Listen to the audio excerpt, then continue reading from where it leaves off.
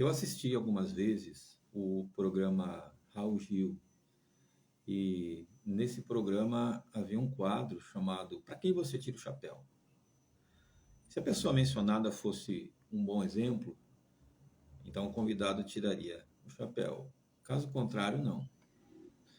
E alguns chapéus eram tirados do cabide, mas outros permaneciam lá. Mas a pergunta que eu faço é quem realmente conhecia a cabeça por trás daquele chapéu? Quem poderia avaliar a história de uma vida inteira em apenas alguns minutos para dizer se era uma vida digna ou não? Pontos de vista são muito relativos, porque nós costumamos interpretar as coisas em preto e branco e esquecemos que existem gradientes entre as cores. Você já deve ter tido essa experiência quando você embarca no avião, no solo ainda. Tudo que você enxerga é limitado pelo tamanho da janelinha da aeronave. Mas a 10 mil pés de altitude, você é capaz de ver a imensidão do céu, a grandeza e o tamanho e formato das nuvens, e até o território abaixo, usando a mesma janelinha que você usou antes.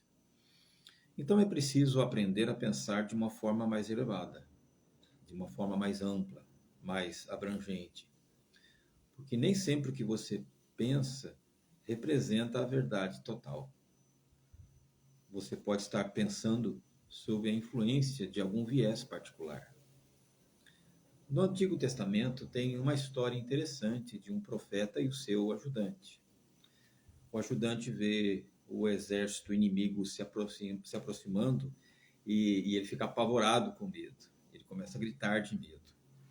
O profeta, quando vê aquele quadro, vê o mesmo exército inimigo se aproximando, mas ele faz uma oração. Ele pede para Deus abrir os olhos do jovem para que ele veja. E quando ele ora, Deus abre os olhos daquele jovem.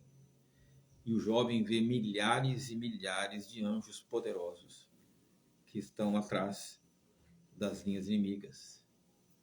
E o profeta então diz: maiores são aqueles que estão do nosso lado do que aqueles que estão do lado deles.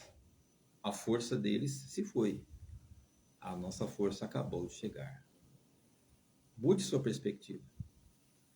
Isso ajuda você a pensar de uma forma bem mais saudável.